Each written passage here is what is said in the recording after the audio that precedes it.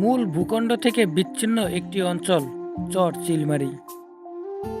কুষ্টিয়া শহর থেকে প্রায় 50 কিলোমিটার দূরে অবস্থিত এই চিলমারী ইউনিয়ন।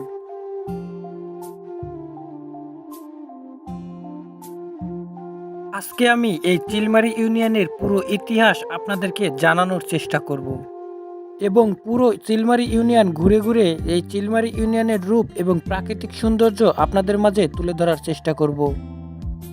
সাথে তুলে ধরার চেষ্টা করব এই চিলমারী ইউনিয়নের চরবাসী মানুষের জীবনের সুখ দুঃখের গল্পগুলো। আশা করি এই ভিডিওটি দেখলে আপনার হৃদয় জুড়িয়ে যাবে, তাই পুরো ভিডিওটি না টেনে সম্পূর্ণ দেখার অনুরোধ রইল। কি বলবো, এত পরিমাণ তাপমাত্রা, সারাদিন ঘুরতেছি। এই হচ্ছে নদী, একটা ছোট্ট একটা নদী, সারাদিন ঘুরতেছি প্রচণ্ড। এখন তাপমাত্রা প্রায় হচ্ছে 42 ডিগ্রির মতো। একটু ছায়ে দাঁড়িয়েছি আর আপনাদেরকে দেখাবো এই চর পুরোটা হচ্ছে ড্রোন ফ্লাই করে পাখির চোখে আপনাদেরকে দেখানোর চেষ্টা করব। সবাই দেখতে থাকবেন। এই চিলমারী ইউনিয়নে একসময় ঢালি নামে একটি গ্রাম ছিল। সেই গ্রামে প্রচুর পরিমাণে সরিষার চাষাবাদ করা হতো। সেই সময়ে এই চরে অতিরিক্ত চিল পাখি ছিল, আর এই চিল পাখিগুলা সরিষা ক্ষেতের অতিরিক্ত ক্ষতি করে ফেলতো। এজন্য কৃষকেরা বিরক্ত হয়ে সেই চিল পাখি মারার জন্য উঠে পড়ে লাগে এবং অসংখ্য পরিমাণে চিল পাখি মারা হয় সেই সময়ে। তখন থেকেই এই অঞ্চলটির নামকরণ করা হয় চিলমারী। এই চরের মানুষের জীবনযাপন অতি সাধারণ। গ্রামের রূপ, প্রাকৃতিক সৌন্দর্য এবং সহজ জীবনযাপন হওয়ার কারণে কেউ কেউ ছোটবেলা থেকে বৃদ্ধ বয়স পর্যন্ত কাটিয়ে দিয়েছেন এই চরে। এখন প্রচণ্ড তাপমাত্রা আর গাছের নিচে ঠান্ডা ঠান্ডা জায়গায় সবাই বসে আছে। আপনারা এই চরে বসবাস করেন কতদিন হলো? আমরা হ্যাঁ, আমাকে চরে বসবাস মেলা দিন ধরে।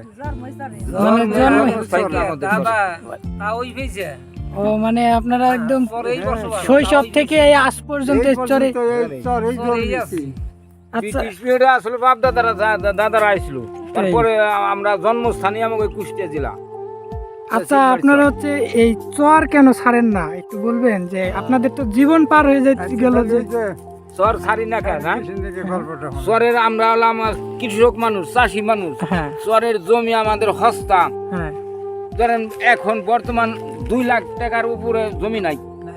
হ্যাঁ, নিম্নে এখনো 30,000 টাকার জমি পাওয়া যায় কিনা এই চরে। এই কারণেই আমরা চর ছাড়ি নাই। এই কুল ভাঙ্গে ওই কুলে করি, ওই কুল ভাঙ্গে এই কুলে করি। ও, মানে অনেকবার তো নদী ভাঙনের শিকার তো জীবনে অনেকবার হয়েছে। আমার বয়সে 4 বার আমি বাড়ি ভাঙছি। আমার বয়স চলছে আমার ধরেন আপনার 67। হ্যাঁ, 4 বার উল্টা পুল্টা হয়েছে। মানে চরের মানে শহরের তুলনায় চর অনেক শান্তি শান্তি, আপনাদের। হ্যাঁ। মানে অল্প পরিশ্রমে জীবনটা সুন্দরভাবে চলে। এই চরের বুক চিরে বয়ে গিয়েছে পদ্মা নদী, আর এই পদ্মা নদী হাজারো মানুষের জন্মভূমির মাটি এবং কেড়ে নিয়েছেন শৈশব।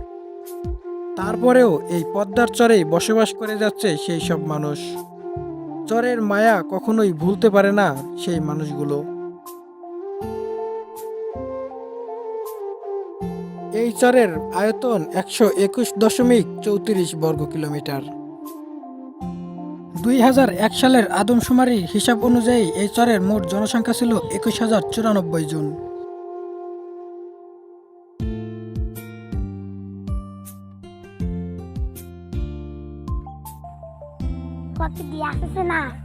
পানির মধ্যে ডুব দিয়ে খাবারে তাই ওই যে অন্য আসছে না পানি রাজ ওইটা দেখছি আমি দেখছি এনে আর এনে যাই ওই জন্য বাইরে দেখছিলাম গাছ উঠাইছিলাম কি রে ওই যে আসাবার অন্য হাঁস আছে ওইগুলা দেখে এগুলা শিখছে পানিতে ডুবতে ডুবতে থাকার জন্য না?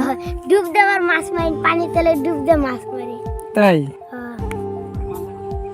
দেখছি এই যে হাঁস এমনিতে ডুবে যায় না যখন সাঁতার কাটে?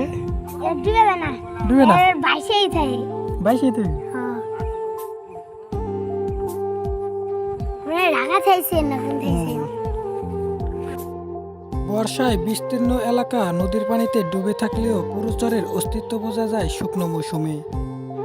এই শুকনো মৌসুমে কৃষকেরা নানান ধরনের চাষাবাদ করে থাকেন, বিশেষ করে ধানের চাষাবাদটা বেশি করে থাকেন।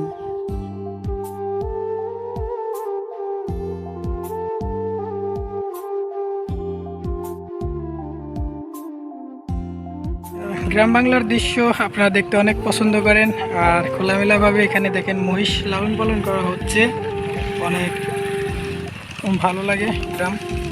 আমি এখানে একজনের সাথে কথা বলবো। আসসালামু আলাইকুম, ভালো আছেন? আপনার এখানে মহিষ কতগুলো আছে? আমাদের 24টা। 24টা আছে। আচ্ছা, একটা প্রশ্ন করি, এই যে মহিষগুলা যে খোলামেলা ভাবে যে লালন পালন করতেছেন, এমন হয় নাকি যে এই দল ছেড়ে গিয়ে বিভিন্ন এক একটা যে এক এক দিকে ছুটে যায়, এরকম জি না, ছুটে না? না, আপনাদের কথা শুনে মানে নিয়ন্ত্রণে আছে না? নিমন্ত্রণে আছে, নাম আছে। মহিষের নামও আছে? আচ্ছা, কোনটার কি নাম আমাদের বলবেন একটু? মানে এটা হলো কালী, এটার নাম কালী, এটার নাম হলো মনিহার, আর এটার নাম আদুরি। আদুরি। বাহ, নাম তো সুন্দর। আচ্ছা, একটা বিষয় হচ্ছে নাম ধরে ডাকলে এরা কি সাড়া দেয় মহিষগুলা? সারা দেয়, অ্যাকচুয়ালি গেলি পারে মানে দল এলাকায় ওইগুলি পারে ডাক দিলি পারে আবার ঘুরে আসে। ঘুরে আসে? আচ্ছা, এখন ডাক দিলে কি সাড়া দেবে আপনার এদিকে? ঘাস ঘাস কাটে না, ও, মানে যদি দল থেকে আলাদা হয়ে যায় তাহলে যদি ডাক দেন তাহলে চলে আসে না? ডাক দিলি সবগুলাই বাচ্চারা নাম আছে। এরা মহিষের নাম রেখেছে, অনেক সুন্দর সুন্দর নাম। তারপরে বলছে যে নাম ধরে ডাকলেও এই মহিষগুলা সাড়া দেয়। মূল কথা হচ্ছে এরা এই মহিষগুলা খুবই শান্ত স্বভাবের এবং প্রভুভক্ত যাকে বলে, গৃহস্থ কথা শোনে।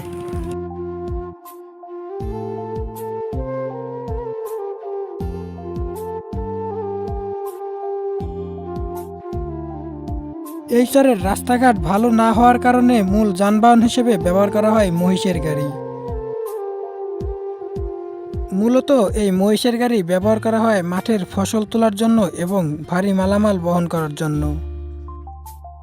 আর সাধারণ মানুষের চলাচলের জন্য প্রধান যানবাহন মোটরসাইকেল এবং বাইসাইকেল।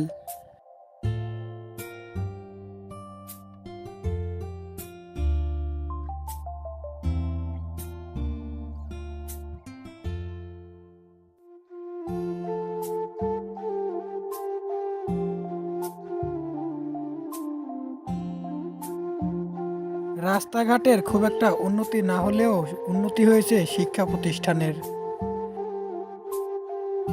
অনেক সুন্দরভাবে তৈরি করা হয়েছে একটি হাই স্কুল। লেখাপড়া এবং শিক্ষার দিক দিয়ে পিছিয়ে নেই এই চরাঞ্চলের ছেলেমেয়েরা।